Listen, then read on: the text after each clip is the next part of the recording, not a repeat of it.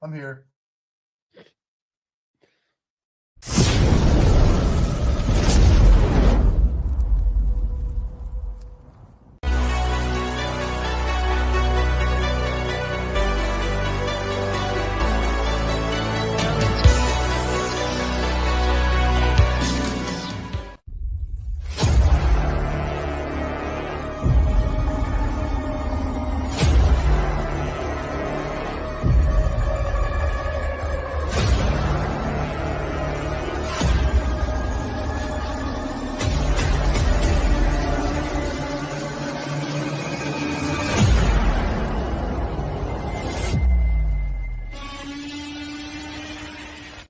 Before we talk about where we are, we must first remember from whence we came. Marty Schottenheimer brought winning football back to Kansas City and built what is now known as Chiefs Kingdom. We transitioned from a team built on its defense in the 90s to one of the most dominant offenses and return men in NFL history, led by Dick Vermeil. In 2012, a 2-14 Chiefs team displayed disastrous play on the field and turmoil off it. We asked to save our Chiefs, and in came Andy Reid, who immediately turned this franchise into a perennial playoff team. Then, on April 27, 2017, the Chiefs broke free from their journeyman quarterback restraints and drafted Patrick LeVon Mahomes. In 6 years with Patrick at the helm, we're back-to-back champs and a dynasty headed towards a three-peat. We are unrelenting for this city, these players, and this team. This is the show for the Allies. Arrowhead Allies.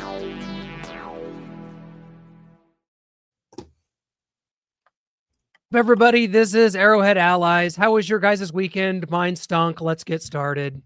Now we have a bit of a group therapy session we're going to be bringing you today as the Chiefs are coming off their first loss of the season. They dropped to 9-1 after losing at the Buffalo Bills. 31.2 million viewers on CBS, and one of those was our good friend. It's been a while since he's been here.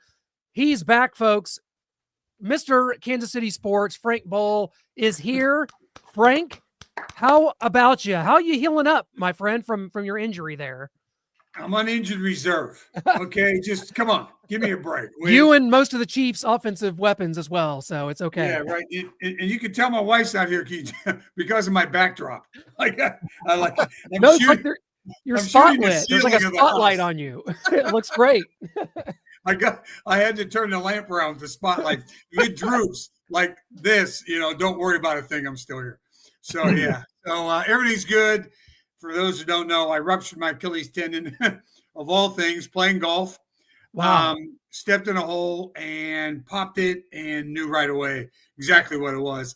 And since that time, I did that. I had a timeline here. Where was? Oh, yeah. I got hurt on the 26th of October. And since that time, I've had the surgery.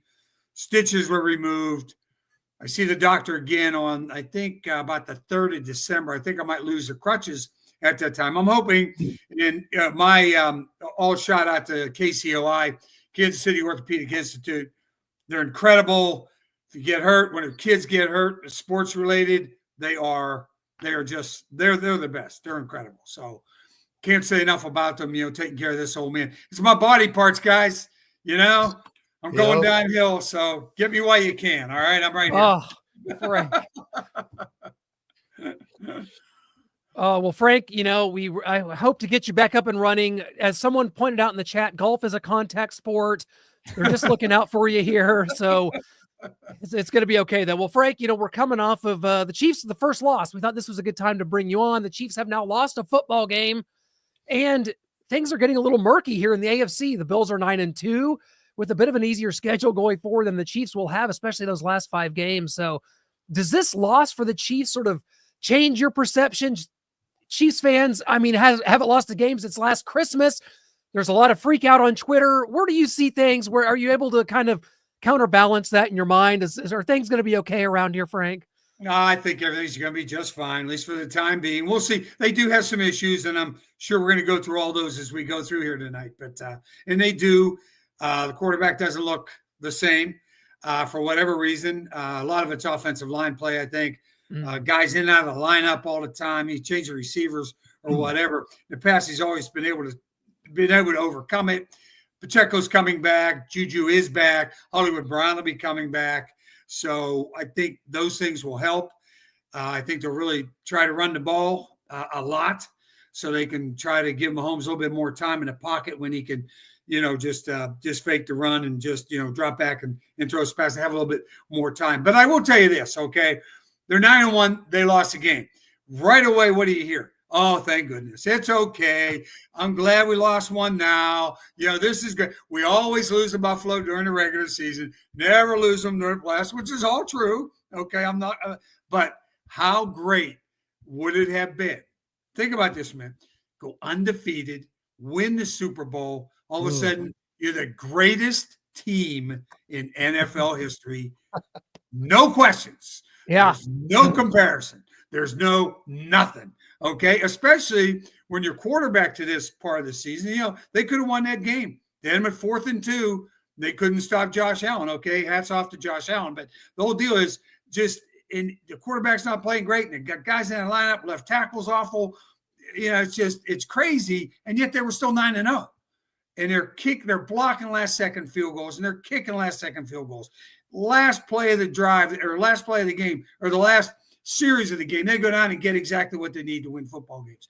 It's been a crazy, exciting, stay in the seats until the end of the game year, which has been a lot of fun, but they do have some issues. Yeah, and Frank, we talked about it there a little bit, but the offense and Mahomes, even last year we saw these struggles, but at least last year the defense was near the top of the league. And while they have been somewhat sort of this season as well, last game against the Broncos, we saw a 3rd and 5. They always come up big in these late game situations. 3rd and 5, Trent McDuffie gives up a first down to Cortland Sutton that should have allowed the Broncos to win the game, if not for Leo Chenal knocking over Forsythe there and blocking the kick. In this game, if you watch that last run by Josh Allen, Chris Jones, one-on-one, really gets pushed aside, allowing that big hole for Josh Allen to run through. Your two biggest stars, key players on defense, allowing these late drives when normally they're stopping. So are we seeing a chink in the armor in the Chiefs defense, which means the offense is going to have to step it up from what they did last season? Yeah, right. The offense is going to have to get better no matter what. I don't care what the defense does. I think the offense is still going to have to get better. I mean, you look at touchdown passes versus interceptions, or touchdowns versus interceptions. I mean, look at that and you go, wait a minute. And then you look down the league and you go, oh my gosh, he's way down here. He's down there with the unwashed, at the bottom of the league somewhere. You're just going, what the heck is going on with this kid? I think I don't think he's not 100% physical, or physically he's not 100%. I think that ankle bothers him. I think his knee bothers him a little bit. I think he's thinking a lot, whereas before he just sort of knew where the guys were going to be. Now he's looking to his left a lot to see what's going on with the left tackle and the edge rusher. Are they blitzing me off that side, or is it a one-on-one deal, or what's Juan you doing over there? And poor Kingsley's, he's basically put out to pasture right now. So we'll just have to see what happens. But they've got to get better in offense, and defense definitely has been disappointing. They're not getting to the quarterback. Yeah, the pressures aren't there. The sacks aren't there. They're down towards the bottom of the league in both. So it's just one of those years. I don't know. You can't pinpoint it exactly because Spags is doing a heck of a job mixing up the blitzes, and things are just happening exact right time. Things happen good for the Chiefs on defense. How long can he keep this up? I don't know. They still have, everybody's going to say, okay, they got the Panthers. Well, the Panthers are coming off of 2 wins and a bye week. Okay, so this game to them is their Super Bowl coming here. Do I expect Panthers to win? No, I don't. But do I expect them to put up a fight, at least for a period of time? Sure. Then you got the Chargers. It's going to be tough, guys. That's a different football team with Harbaugh as the head coach. Then you've got you've got the Raiders. I apologize. Right. You got the Raiders. They're okay there. Then that's Black Friday. Then the next Sunday night, you got the Chargers, okay, at home. That's a good football team, well coached. Browns, no. Texas, they can give you some problems, all right? They're really good on defense. Steelers really look good now. Just a few days later, by the way, from that Texans game. Yeah, right. That is a lot of that's a lot of Mike Tomlin. Okay, that's defense. I mean, Russ Wilson's just he's along for the ride at the moment. Okay, but he has capability. They're the kind of quarterbacks to give the Chiefs defense fits, the guys who know how to run. So Russ Wilson and the Steelers on Christmas, it's going to be a pain in the butt. And then after that, they've got the Broncos. So where are you sitting at that point when you get to that final game? Broncos are better. Bo Nix looks like in the last few weeks, he looks like he's really getting it. He and Sean Payton are really connected a little bit, and they look a lot, and they are good on defense, and they know how to play the Chiefs. And that could be a huge game for them. Might not mean anything for the Chiefs. So they may be able to rest some players at that point, but you just don't know because you don't know what the other teams are going to do coming down the stretch. Yep. Well said. Well, Frank, first of all, I'm glad to talk to you again. I haven't seen you since I was over there at the 810 studios, man. So it's been a while. So it's good to see you again. I'm glad you're. Yeah, Lance, good seeing you too, man. Good to see you. It's been a while, man. It's good to see you. Glad to see you're getting back on the mend. But speaking of Achilles' heels, let's be real here, man. I like that. When it comes to this Chiefs team, it's games like this, and I don't even mean it necessarily with the context of who they played, but we see this every year where it just feels like there's a game or a couple games where the Chiefs just don't really have the energy, or they just don't really have a game plan that seems to be working on either side of the ball, and it just feels like they're just going to clunk it out. And that's how it started to feel for me very, very early in this game. And the reason why this game frustrated me, Frank, is because of the fact that it was a game that the Chiefs, if they win this game, and they had multiple opportunities. The Bills clunked out offensively for a couple of quarters. They had 14 points, I think, going into the fourth quarter. Right. It's three straight drives with 3 points. Yeah, exactly. After three drives. So, yeah. The Chiefs' defense did shut them down at one point for a large portion of time. So the Chiefs had opportunities. What upsets me, though, is that they win this game. They essentially put the 1 seed on ice. And I'm with you 100%, Frank, when you said, oh, everyone's saying, oh, it's okay to have this loss and everything. How great would it have been to go undefeated? But even further than that, it's not even just about going undefeated. It's about putting yourself in a position for the next 2 months, essentially. You're just kind of coasting, knowing that you're going to get that 1 seed unless there's some unforeseen losing streak you're going to have. And that's why I like that you broke down the remaining schedule, because I don't see that losing streak coming. But it's almost like this team likes to challenge themselves sometimes. And I'm not saying they intentionally went into this Bills game saying, hey, let's all get together. We're all going to lose on 3. You know, it's not like they did that. But what I think sometimes is this team almost gets bored. And it's almost like they feel like they have to challenge themselves, because I'll be real with you. The way I saw them moving their offense in this game, it felt like they were practicing, what does our offense look like when Xavier Worthy is the main guy? That's what it felt like to me. It felt like they were very much scripting a practice within the game. And that's how confident I think this team is. But sometimes it does cost them the game. And so now they have to play much better football down the stretch than what they would have had they won. So do you see it the same way with this team, Frank? Because I know you pay attention to this team even closer than some of us do. Do you see it the same way? Or do you think this is just a game where you got to tip your cap to the Bills because they just outplayed the Chiefs? Well, the Bills did just outplay the Chiefs. I tell you, the other guy has to come up, and we didn't talk about him specifically, Xavier Worthy. I mean, now Patrick missed him a few times too. He was wide open in this game a couple of times. Okay, then when you do throw in the pass, can't get both feet in bounds. Looks like he's never practiced it. Kids have been doing that since they've been in high school. You know, every day practice. Hey, let's do it the pro way. You know, let's get both feet down or whatever the whole deal is. And you know, all the way through college, whatever they're practicing to get to the next level. That's where this kid has been. I don't know what the situation is, but you know, he just isn't. For right now, he just doesn't look worthy of the pick, if I can use that terminology. Okay, did you get that? Yeah, right. Okay, Lance. Here's the deal for me. How many football games have they played in the last 3 years compared to the teams they're playing? These guys are worn out, okay, of playing football. That you think, wow, this is great. They got the great off season. They got this and that. But that's a tired football team. You can just tell. They get to the fourth quarter and things just, you know, sometimes they rise up and get it and sometimes they don't. Travis Kelce, beginning of the year, didn't look quite himself. He wasn't involved that much in the offense. I know teams like Buffalo bracketed him. Look, DeAndre Hopkins, against Buffalo, they were trying to double team him as well. They did a heck of a job on both of those players. And as usual, like a bunch of teams go, okay, we can't let this player and this player beat us. If the other guys beat us, that's just the way it is. I really think they're tired. I think they've played a lot of football games, a lot of important football games.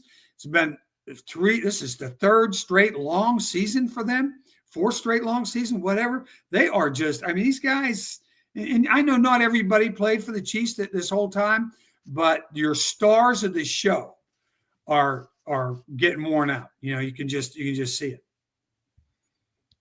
Absolutely. Frank, thanks for joining us again. I'm sorry about your circumstances physically. I'm glad you're getting You're not better. that sorry, Shaggy. Don't lie to me. Okay. You're glad to see the old man hobbled on crutches. I know. Never. I paid him to say that, Frank. I paid him to say that. I'm the senior guy at this board. I just turned 55 yesterday. Oh, yeah. Okay, there you go. I knew it.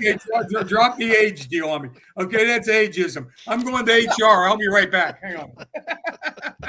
Shut down the show. It's over, folks. Fox Sports already had to deal with that enough, Frank. We've seen a lot of football. We've seen a lot of Chiefs football, and I want to talk about Nick Bolton. The guy is incredible when he's a spy on the quarterback. Nick Bolton is an incredible linebacker when he's playing close to the line of scrimmage.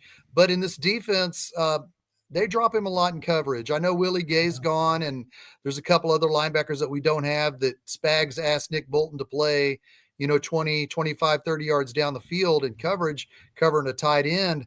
Do you find that concerning? Because he is a liability in coverage, and he's great close to the line of scrimmage.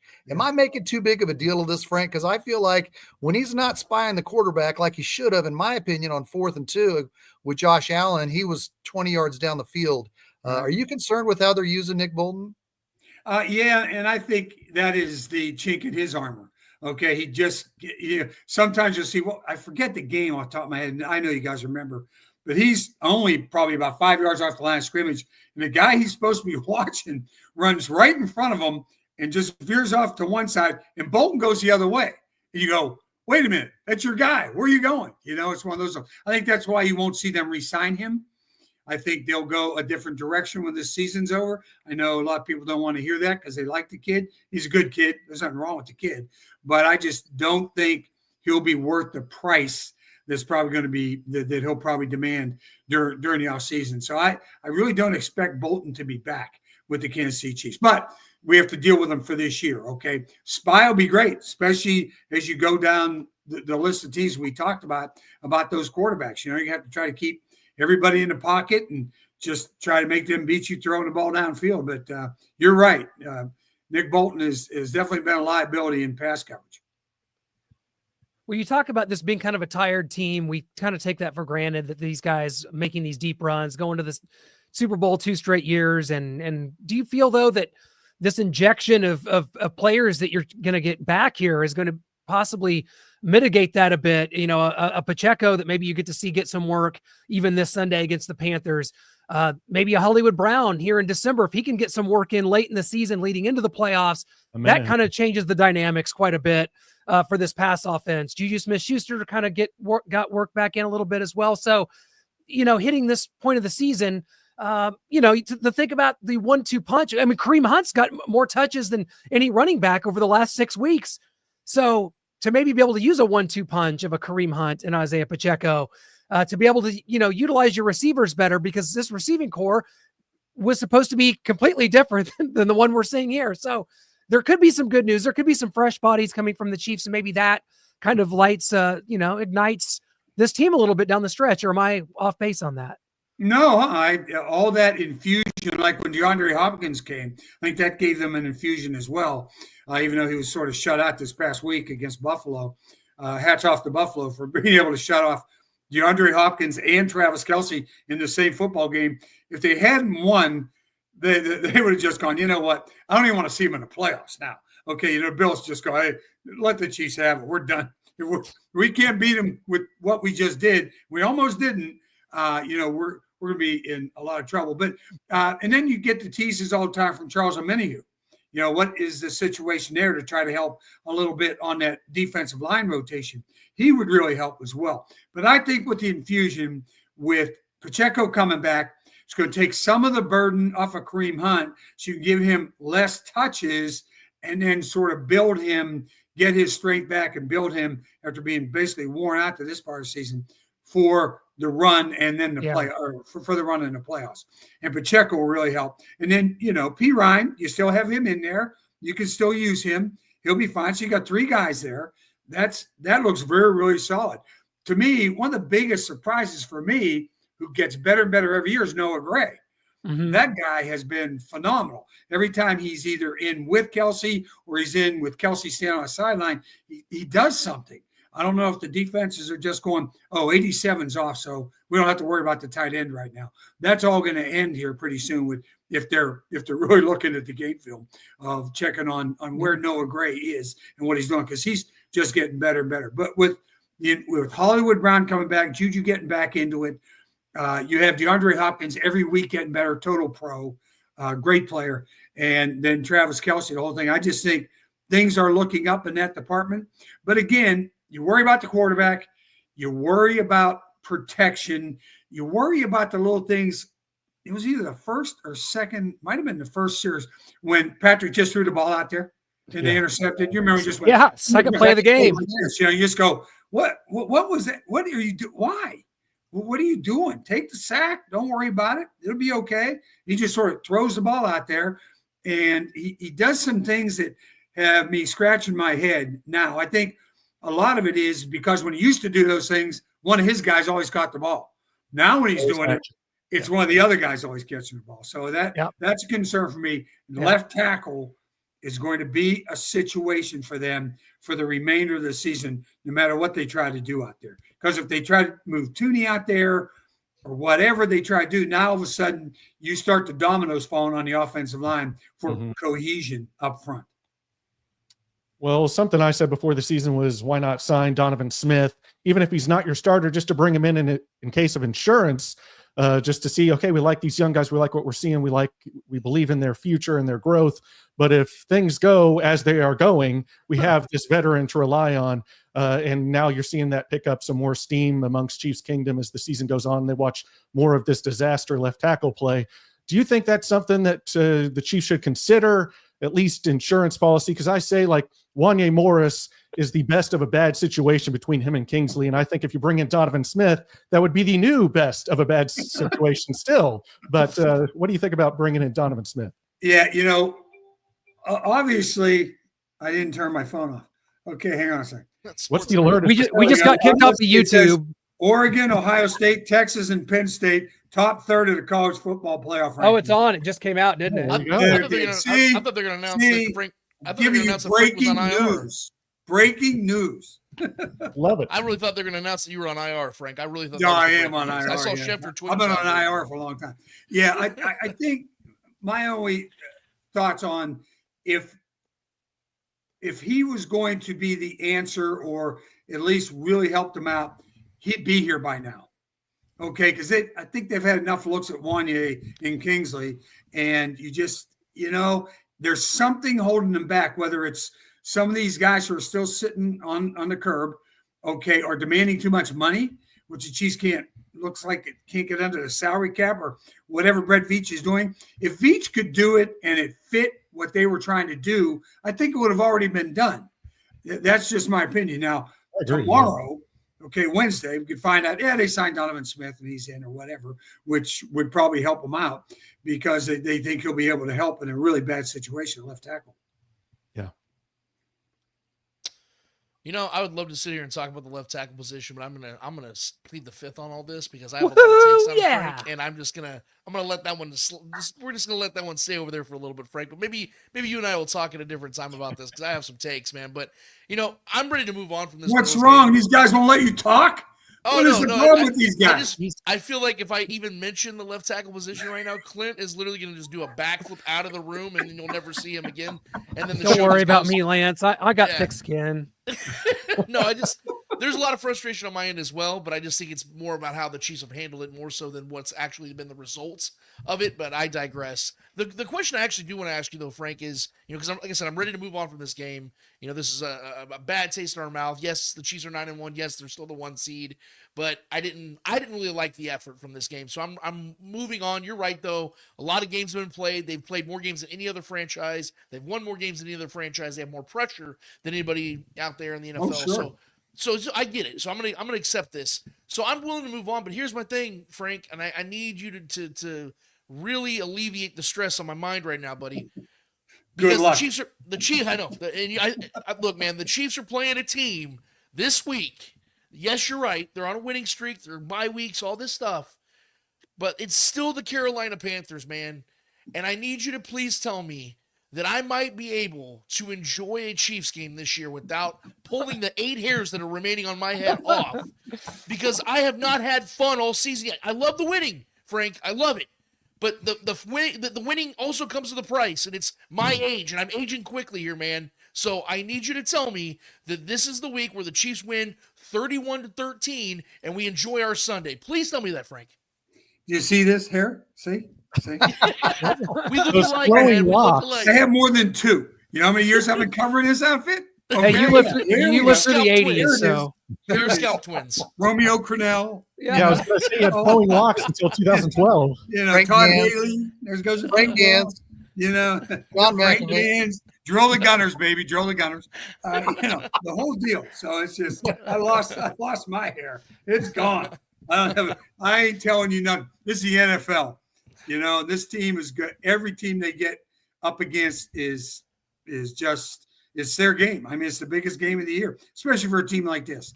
All right, who's really suffering through. They made a lot of changes in the franchise and the whole thing. And I think they look at this game as being a bellwether game for them. If they could beat the Kansas City Chiefs, which I don't expect them to do, but if they could beat the Kansas City Chiefs, it would really be a feather in their caps, and they could then build from there. You know, hey, we beat Chiefs last year, whatever, and then, you know, we're just going from there. But I'm not sure you're going to see, well, I won't say that. You will see a 31-13 game somewhere along the line. I think the Chiefs are what? Are they 11-point favorite? yeah, 11 and a half. Yeah. Yeah. I always hate the double digits. It never really seems to pan out because, you know, you jump all over, you go, oh, yeah, Chiefs going to kill this outfit. I'm putting a mortgage on this, man. I'm putting my Lamborghini on this one. This is easy pickings, you know, but it just never seems to work that way. And you're on the road, and they're coming off a bye week. So you might as well just get out, get the foam, get the blade, get the straight blade, just take them off, and then don't worry about it anymore. Okay, just let them go. I'll take my advice from my scalp brother over here. I appreciate it, man. We're scalp twins. Hey, Frank, Lance don't want to do it, but I got to bring it up. The Chiefs drafted Eric Fisher, number 1 overall in 2013. We're gonna do this. We are going to do this. The Chiefs drafted Eric Fisher, number 1 overall in 2013. Yeah. They did not let him play left tackle at all his rookie season. I remember. Because they had Brandon Albert going into his final year of his contract, and they had Donald Stevenson on the right side. Eric Fisher was the backup right tackle. But Brandon Albert got hurt and missed 4 games, so they put Donald Stevenson at left tackle for those 4 games and Eric Fisher at right tackle. Mm-hmm. Fast forward to this year, they draft Kingsley Suamataia, however you pronounce his last name. Kingsley. Kingsley, yeah, we'll just go with Kingsley. So he had no competition all the way through training camp, preseason, and then in the fourth quarter of week 2, after being given the starting job from draft, he gets benched. And then he doesn't get his job back. Last week, he was a healthy scratch and made inactive to a gentleman that we had on our show in May when he was an undrafted player out of college, Ethan Driscoll. Ethan Driscoll dressed and was the backup left tackle. I'm surprised. Are you surprised with the way they protected Eric Fisher to what they did with Kingsley this summer, and the first 2 games of the season? Well, remember, Eric Fisher wasn't the starter, just like you said. Okay, right. So they didn't heap that on him to begin with. He eventually went in and played right tackle, and then he switched over left tackle. Ended up being a heck of a tackle. Okay, I think Eric Fisher was a pretty good player. All right, in the overall scheme of things, but Kingsley, they virtually gave him the job in training. Yes. You know, and nobody complained because nobody liked Wanya Morris. Okay, you know what I mean? Go, yeah, sure, this is great. We got a rookie. We got him for whatever. He's cheap. He's going to be cheap for the next few years. But I think a lot of it, and I think the reason they did that was mental for him, to give him the confidence. Hey, look, You're the starting left tackle for Kansas City Chiefs. That's Patrick Mahomes you're protecting over there. We believe in you. We think you've got it. You got the physical attributes. You got the quick feet. You can move. You can do this. You can do that. Just get in there. Hang in there. Everything's going to be okay. And then it wasn't. And I think that's what they're going to have to deal with this kid and see where they can get him back mentally to believe that he can do this job. Because when you're playing out there, and you've got that kid, number 15, sitting behind you, I mean, that's the keys to the kingdom right there. You've got to be able to do the job. And even Wanya Morris is having a lot of issues out there at left tackle. So that is, and I'm glad you brought it back up, because of all the things that could make this season a total disaster is if they miss a guy back there and he hits 15 and the ankle goes or the knee goes or he bangs his head or shoulder goes, whatever. It's that'll be a disaster. Frank, if you're the offensive line coach, Frank, if you're the offensive line coach going into next season, how do you build Kingsley's confidence back up? I don't have the slightest idea, because I have no idea what that kid's like off the field. I don't know what it's like trying to deal with him now. He's got the best offensive line coach in the NFL. So why he isn't responding, he's got the physical attributes. They obviously saw that in him when they drafted him. So I don't think there's anything from there. So it's got to be that early on in the season, he was just getting his ass handed to him, and he's just never recovered. Yep. Thank you. Well, Frank, we cannot thank you enough for your time. Before we let you go, we got to hit you with our fast four quick questions. You give us whatever comes to mind. And by the way, they're all going to be about Kingsley Suamataia. So just don't make them too fast, okay? Don't make them too fast. I'm a slow thinker. Okay. No, it's just like more of a quick hitting. So I'm not going to talk too fast. Mine, Frank, you're already talking to me fast, Clint. Slow down. Your podcast. There's just something about Kansas City. Great show. My question to you, though, about it: can you get me a date with Heidi Gardner? Not really. No, she said no, Clint. Please. Damn He's it! been stalking me, hanging outside my house. He thinks I'm there, but I'm not. Fair enough. Next. Well, Frank, with the Achilles injury, you've been at home. What have you been doing? How do you spend your time, or movies, TV shows that you've seen? Are you playing a lot of backgammon? What's going on over there with you laid up with the Achilles injury? Senior solitaire. Come on, man. What the hell's wrong with you? All right. What do you think I'm playing? No, mostly if I didn't have the podcast, it'd be a disaster. Okay. Because when you're on the crutches, the funny things, you can't carry anything, can't hold anything, you can't do much. You know what I mean? Somebody's got to. Thank God it's my left foot, because I can still drive with my right. So that makes it good. It takes a little burden off my wife. But I've got to. I wear a backpack to put all my crap in now and the whole deal, because I can't handle it. But I'm staying busy with the podcast. But I've seen some things.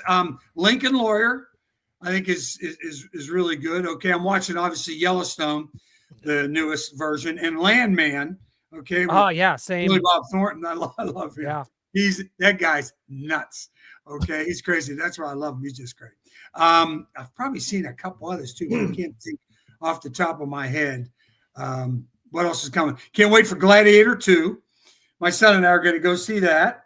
So that sort of thing. But that's basically all I'm doing. In fact, just trying to recover from this stuff. It really, being honest about it, it can be pretty depressing. Okay, because I'm pretty active most of the time. I like to go out and play golf, and I walk when I play, and I like to climb the mountains in Colorado and do all those sort of things. Walk the dog every day, which I can't do right now either. You just sort of gets to a point where you just feel a little useless. And I think for anybody, just have some patience. I hate people try to take care of me, but you got to let people take care of you and just try to get better. And that's all I can say. But it can get a little dreary. Yeah. By the way, I love that Charlie's Saloon hoodie. Yeah, you like that? Big Charlie's? Philadelphia, Big Charlie's, baby. Philadelphia. If I don't know if you guys ever been. Those are my people out there. I haven't. Laura, Mikey, all of them. I love those people very much. No, they're the best. They're the best people ever. And the way they do the games now, they have the outdoor screen. Yep. They bring in food from outside, and they block off the block with the Philadelphia police at both ends. It's just, they really do it right.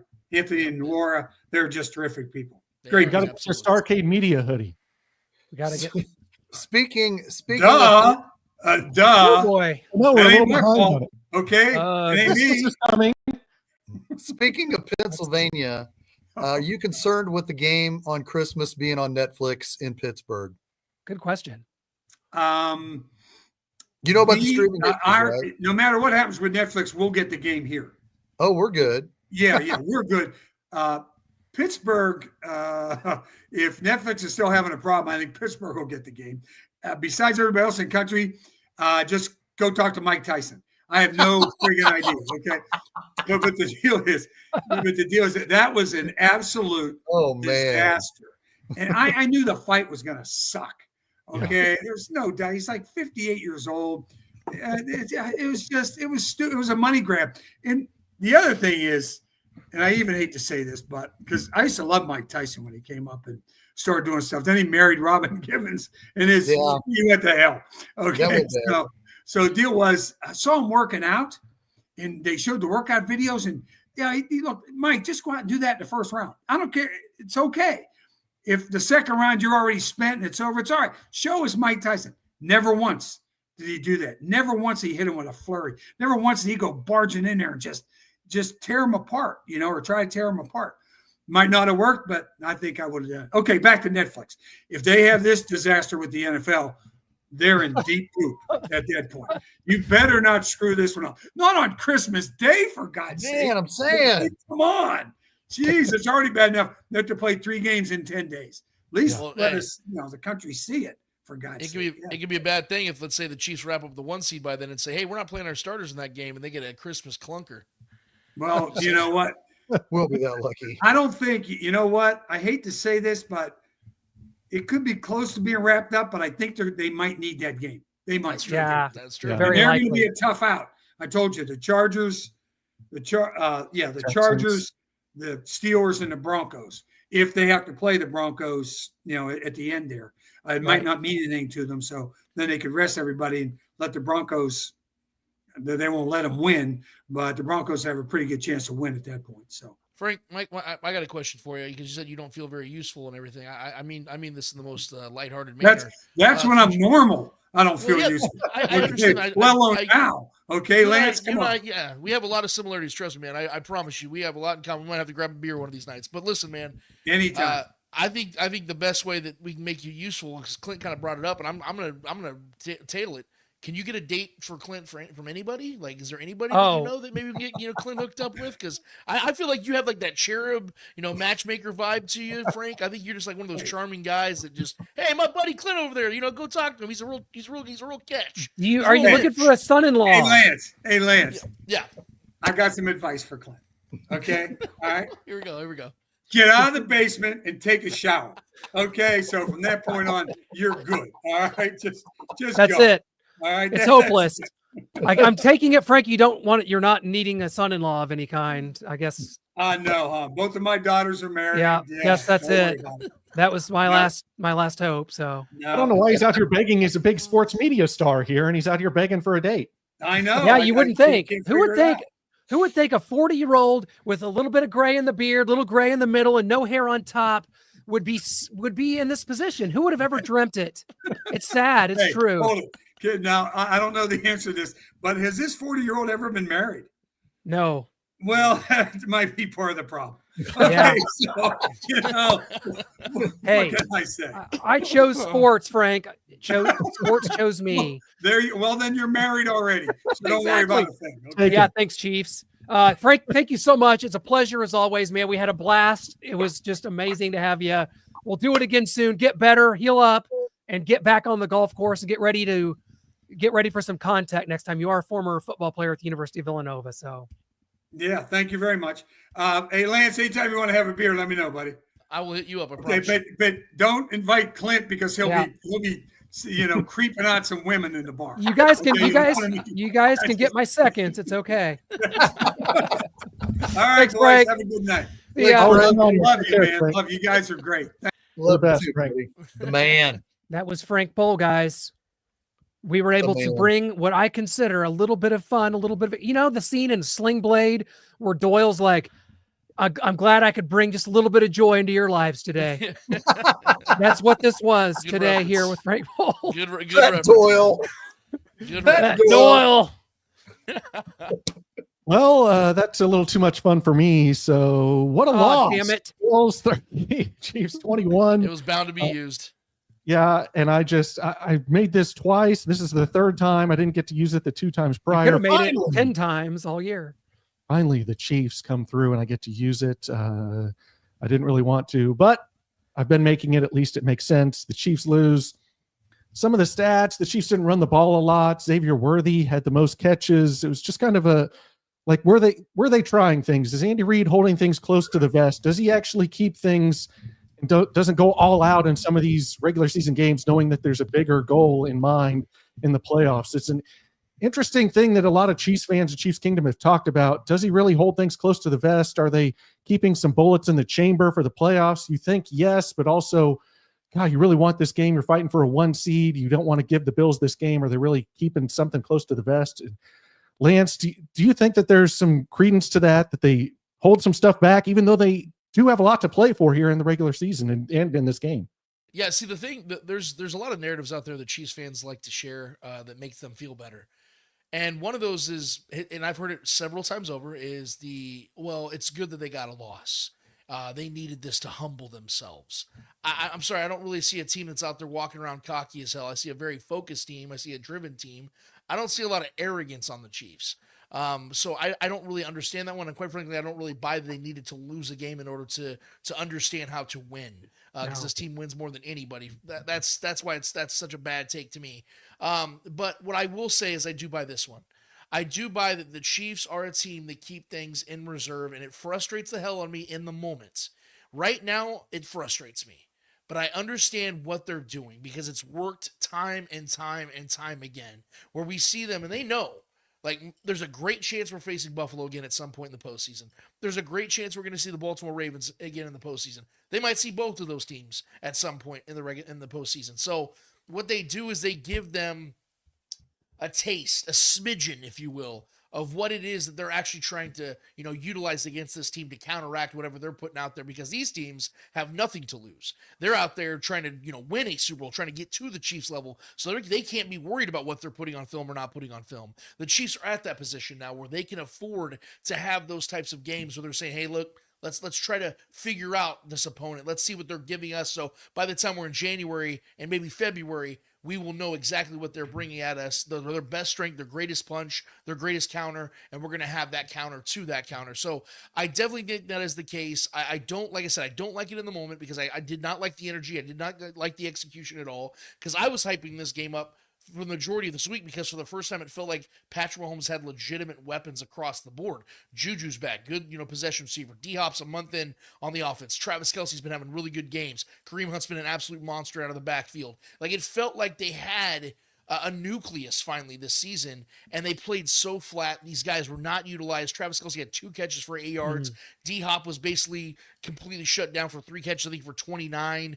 Kareem had 60 rushing yards. It just felt like a clunker type of game, and I have to believe, because I'm going to give the Chiefs some credit here, that it is more about what the Chiefs didn't do than what the Bills actually did. And I do tip my cap to the Buffalo Bills. Josh Allen played very well down the stretch, had that awesome play, but here's the other thing. You saw the execution, even the half-ass attempt from Nick Bolton on the 10-yard line when Josh is running down the field untouched. Bolton just kind of does like a half dive, and that's why I echo the sentiments of what Frank says. These are examples as to why you can't pay Nick Bolton. The Chiefs have a lot on their plate. In particular, Brett Veach has a lot on his plate, but right now, the coaching staff, I have to trust, who I believe is the best coaching staff in the NFL, is taking data. They're simply utilizing these games to get to the postseason, because we know Travis Kelce and other players have said before, we get bored during the regular season. They're so amped up and ready to go. We're going to see a different team than this, mostly in personnel, but also in execution. I like to believe that because we've seen it now time and time again over these last 5-6 years.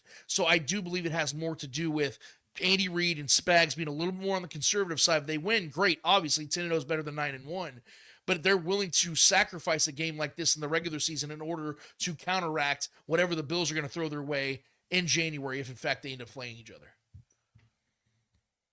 Yeah. Well said. Clint, do you want to give some quick thoughts on this game and kind of your reactions as the Chiefs don't come up with a big play at the end like they have all season before that. Well, I think Andy Reid in yesterday's, I believe it was yesterday's press conference, he said one thing that really stood out to me about this game, which is he said, I think I might have been a little too conservative in the beginning. And that's something that you don't really see, you don't hear Andy Reid really give you any nuggets like that. That's any sort of an insight to what maybe went wrong or what they were thinking. And maybe that goes to what Lance was just talking about. Maybe that goes to some of these theories about, oh, they just were putting this on tape. They're saving stuff for the play. When Andy Reid talks about, hey, maybe we were a little too conservative, there is meaning to that. And that says something about maybe not using the players to their capabilities. Cause he talked about, hey, the final drive was a work of art to come when we came down and threw the touchdown to Noah Gray to cut the lead to 2, which by the way, I said we should have went for 2 at that point. And by the way, I was right because we'd have had the ball down 8. That's a whole nother story. We can get into that or not. It's all good either way. But I'm kind of trying to get out ahead of these things. When you look at scores and potential scores on the other end, you give up a field goal on the other end. You'd have been down 4. You could have scored a touchdown on your end and been up 3. There's a lot of things to that. But no, I was just more looking into between the lines of what Andy Reid said about that. Like Lance said, I'm kind of moved on.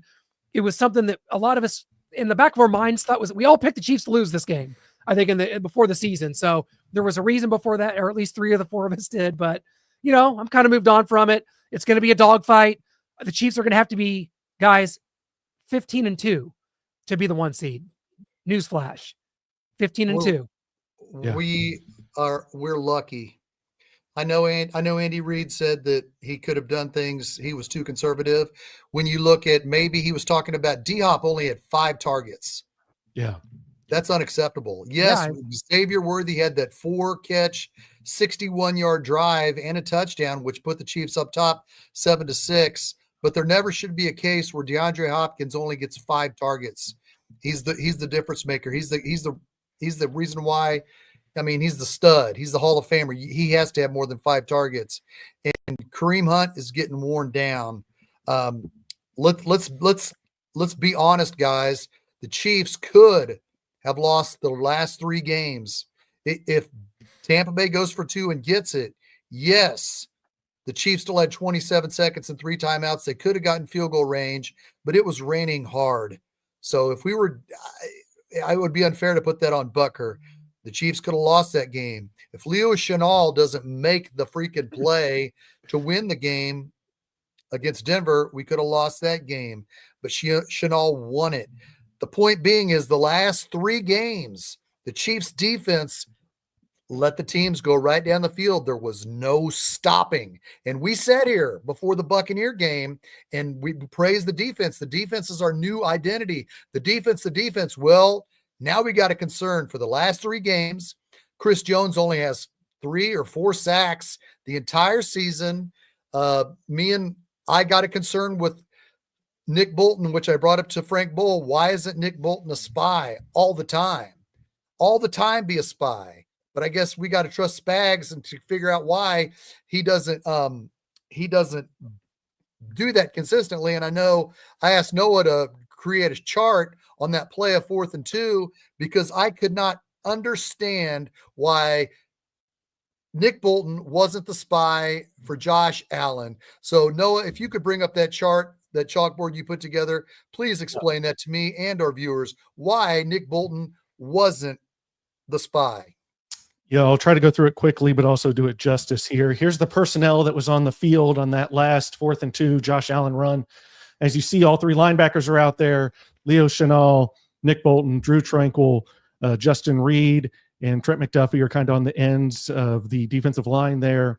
And then you've got Najee Johnson and Brian Cook playing back there. So here's the play that the Bills are running. It's a mesh concept. The Chiefs are playing like complete zone here. So whoever comes into your zone, take them. Number 26 for the Bills, Ty Johnson, goes out into the flat. McDuffie takes him.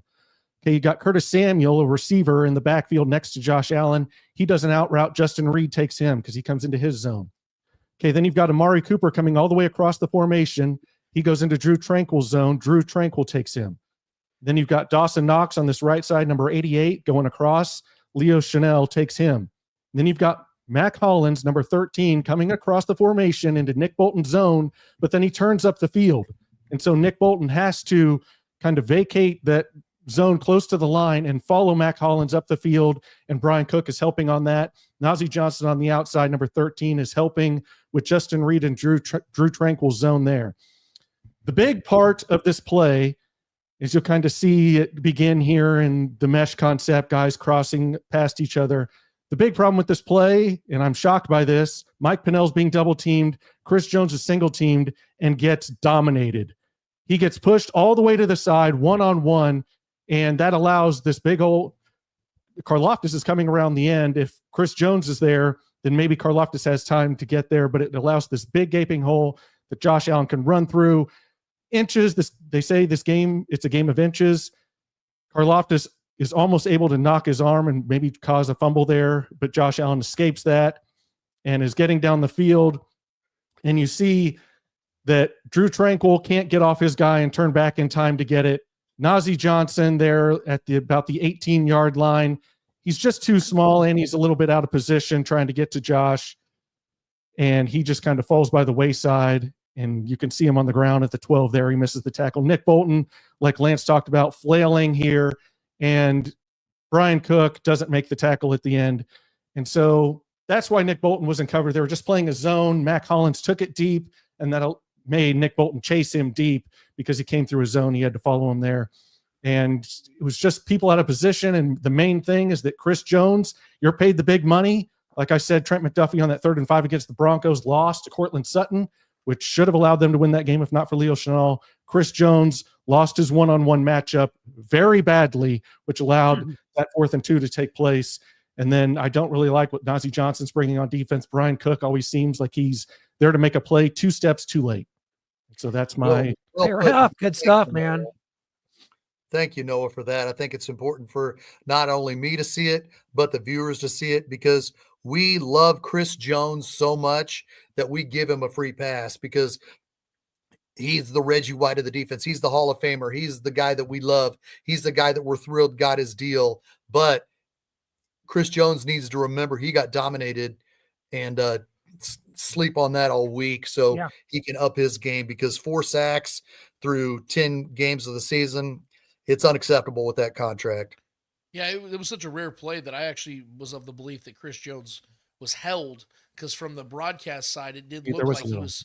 It looked like there was some action on that, and then they showed the other angle, and like Noah said, he just flat out got taken, and that doesn't happen very often. So it was a combination of that, guys. And I also just want to point this out real quick too, because we give Spags tons of credit on this show. We do that on the Spoken because he deserves so much of it.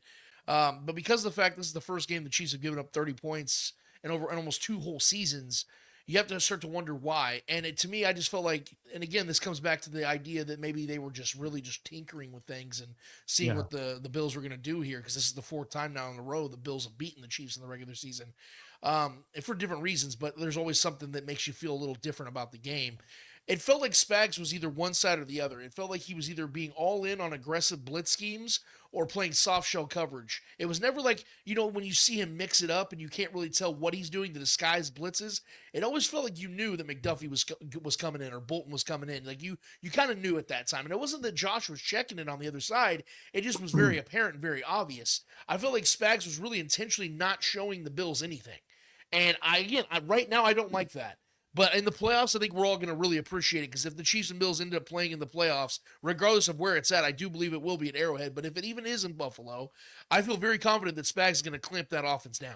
He's going to shut them down. It's going to be because of the fact that those disguised blitzes will be coming back, and they're going to be highly effective, because this team needs those blitzes more than any other defense out there, because this is a great defense. But to your point, Chris Jones is usually the lifeblood of their pass rush, and he's not playing at his best. He's leading defensive tackles and pressures, which is great, but his sack total's got to be higher. You got it, Mike Dana, last year had 5.5 sacks to this point of the season. He has half a sack. Now, I know he's been injured, but even when he's been healthy, he's not getting to the quarterback. Karlaftis is down 3 sacks from this point last season. So they got to get these guys, and like Frank said earlier, having Omenihu back could be a real nice shot in the arm that they've been missing, because Omenihu was a stud for them last year. Let's hope that he can proceed that this year, man, because they definitely need it. Yeah, just quick on Spags there. You're overall correct on that as far as like the defensive scheme all game, like you said, was very vanilla. We're going to see much more in the playoffs. But on that last 4th and 2, that was a great call as far as the zone scheme. Everything was covered. That was a pass play that Josh Allen just scrambled because everything was shut down. Everything was covered. He had nowhere to go with the ball. But Chris Jones lost his one-on-one battle, and that was kind of the end of the play. Yes, Najee Johnson could have been in better position. Yes, Drew Tranquil could have not slipped and made a better play on that. Yes, Nick Bolton could have made a better play and not allowed it to get to the end zone. But initially, and if Chris Jones wins, I think that play is shut down, and it's just unfortunate to kind of turn of events there in that one play that Chris Jones, your all-world player, just got beat on that one play when he's one-on-one. The other issue here is the timeout usage, because I was waiting to let that clock run down to the 2-minute warning. And by the way, they were kicking. They were kicking a field goal until the Chiefs called a timeout with 2:20, whatever it was, to go. They were kicking a field goal. I don't know if you guys, they were kicking. How did you where'd you get that information, Clint? Because I didn't know. I have seen this. I have seen it all over the place. Bass was on the field. He was running on the field. Yeah.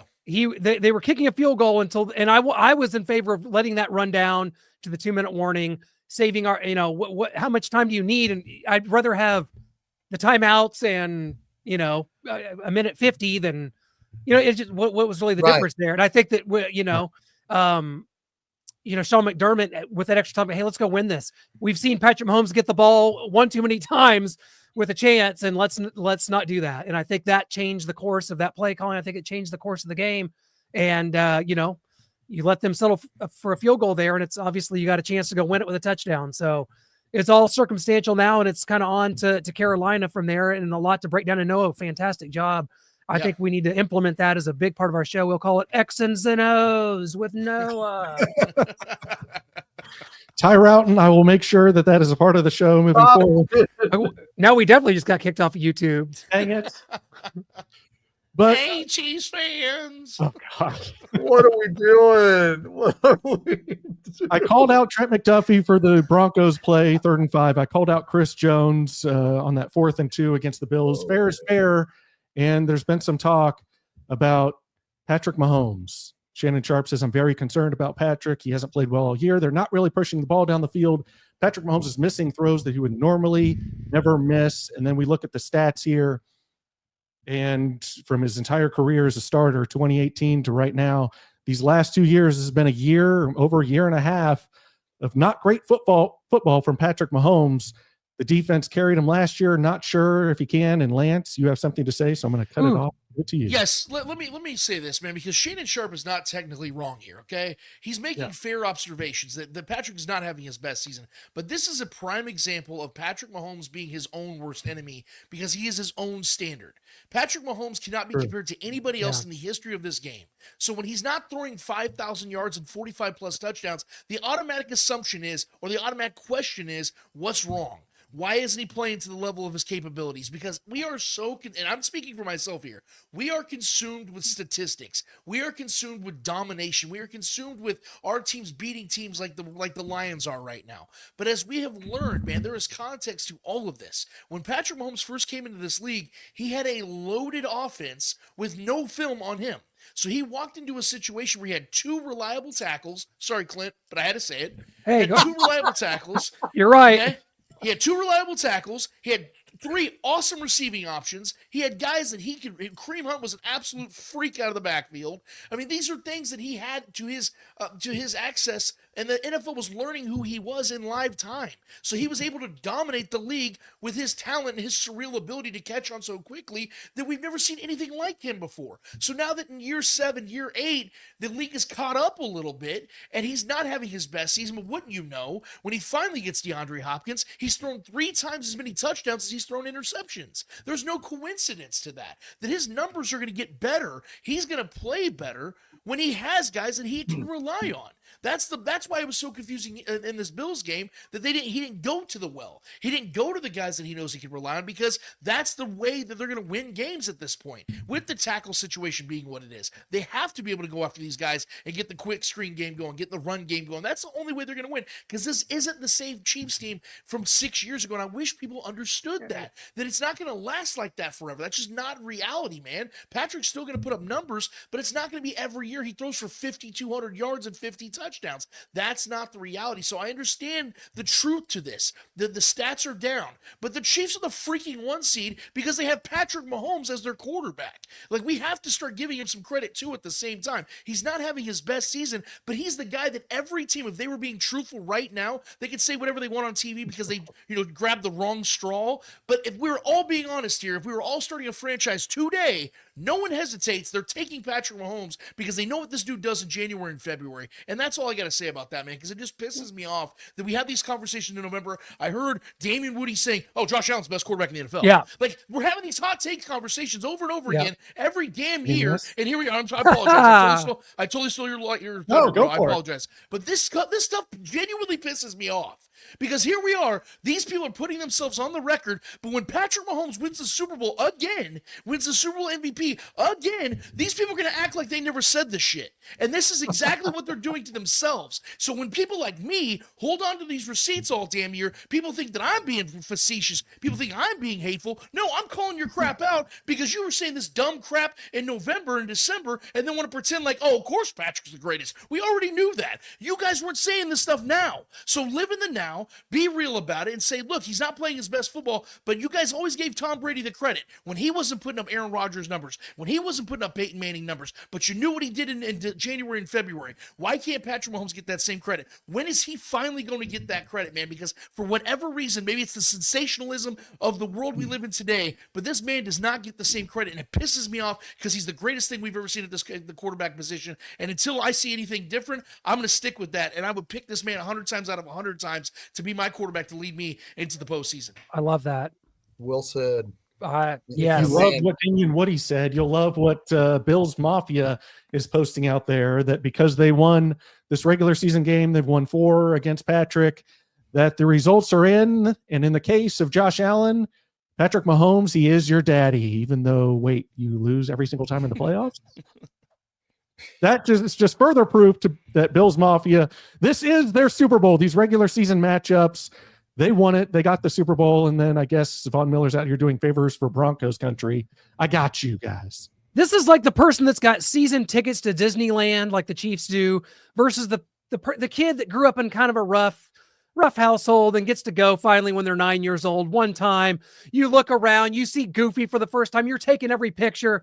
And then there's people that go all year. There's people from here that I know that have season tickets that go 5-6 times a year, and they do all the fun things. They love it. That Disneyland is different for the Buffalo Bills than it is for the Kansas City Chiefs. They get these moments, and we've said it, we've lived it. In the 90s, we had our moments. Why do we remember October 7th, 1994? Because those were the moments we clung on to. 54 yards from Pete Stoyanovich against the Broncos. We held on to those moments because what happened a few weeks after that is the Broncos are beating us in the playoffs and going to the Super Bowl as a wild card team. Right. We know what that's like to hold on for dear life, because you never know when your next breath, your next bit of oxygen is going to come from, your next dopamine hit. And the Chiefs, we get it all the time. We kind of live up here. We know what it is. It is what it is, guys. And that's the ultimate compliment to this franchise. And I think we have to take it as a positive because, yeah, hey, we live at Disneyland year round. Right.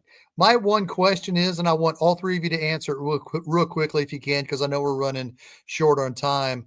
Are you guys at all concerned when Patrick Mahomes has time in the pocket, when Wanya Morris is holding a good block, that when the pocket's set and he's had 2 or 3 seconds to look over all of his receivers, go through all the options, 1, 2, 3, 4, that he's not staying in the pocket and throwing it to his receivers, that he is quickly thinking, I got to get out of the pocket.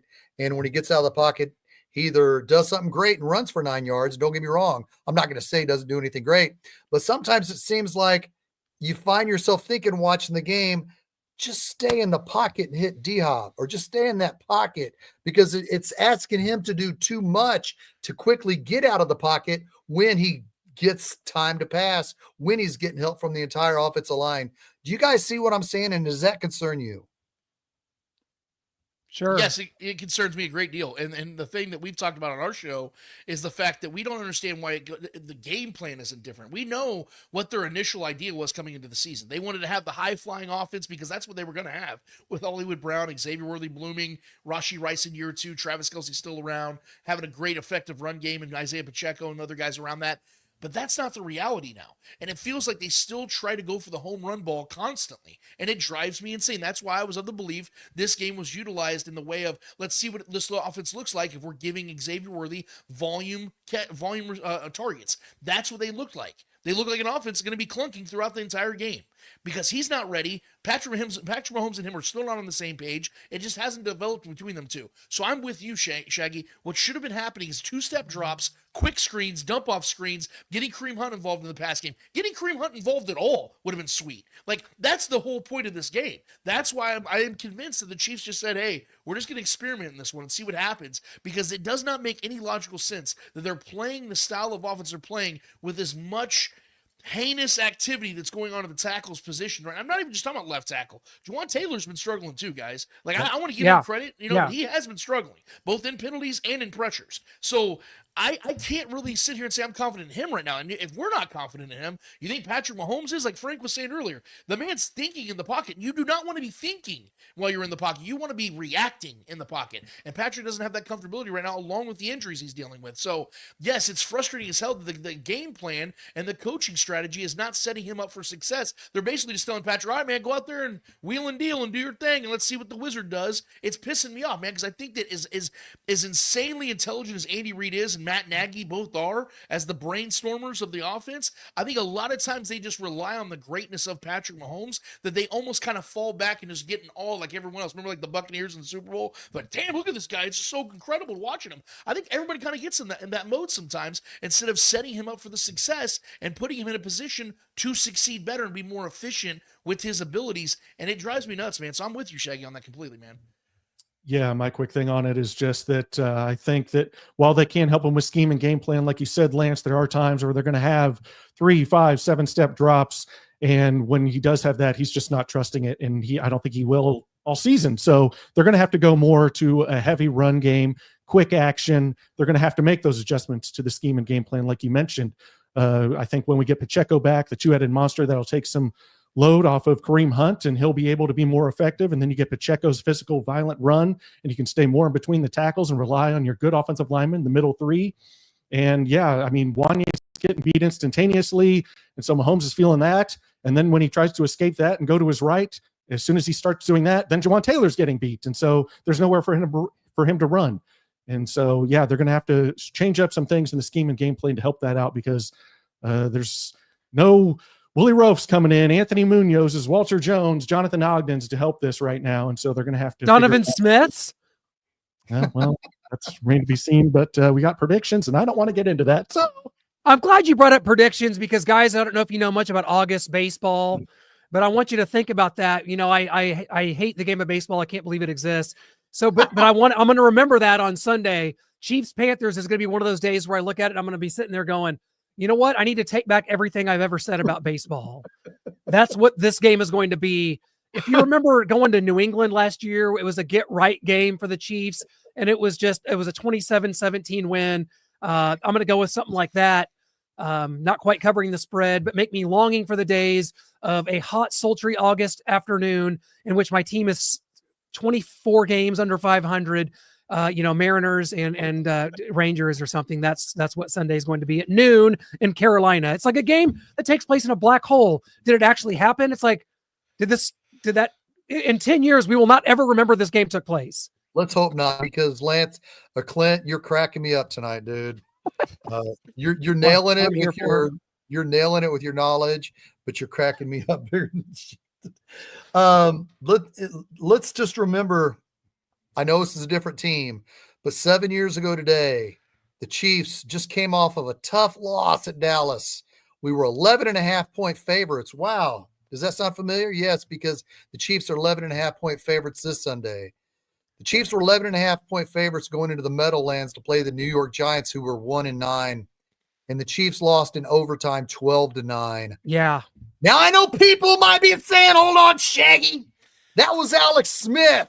This isn't Alex Smith.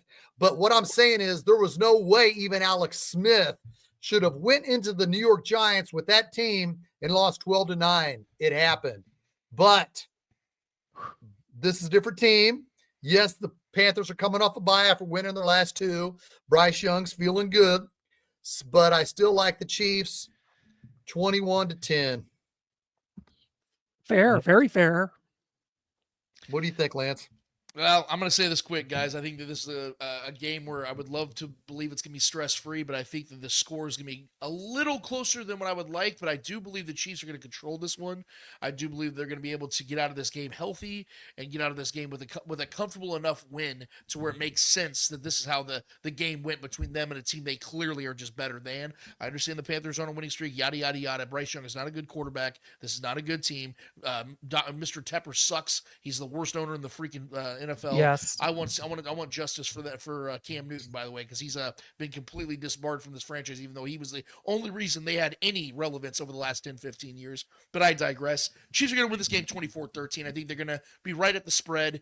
I think it's going to be a low-scoring game, and I think the Chiefs' defense plays really well. There might even be a defensive score in this game, but I want to just see Patrick Mahomes in the red zone continue to play well because the Chiefs have been playing very well in the red zone over the last 3 weeks. I want to see them carry that through and get the tight ends and D-Hop utilized, and that's how I see this game going. Very fair, very close, all of us so far. Noah, do you have an upset brewing? Maybe No! here. But first, before I give my score, I want to thank everybody that's been in the chat. Bach87, Kenneth Cadwell, John Harrison, Brent. We got Alex Carney, Adam Dalegoff on TikTok. Alex Carney's on TikTok. Your pal Jones on TikTok. Thank you all. I want to make sure you guys head over to YouTube and subscribe to Starcade Media. Also, The Spoken, Shaggy Shane Entertainment. Make sure you get us all on YouTube.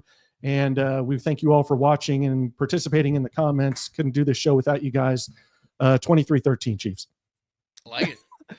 Baseball, and score. you'll be thinking about baseball too. Yes, always.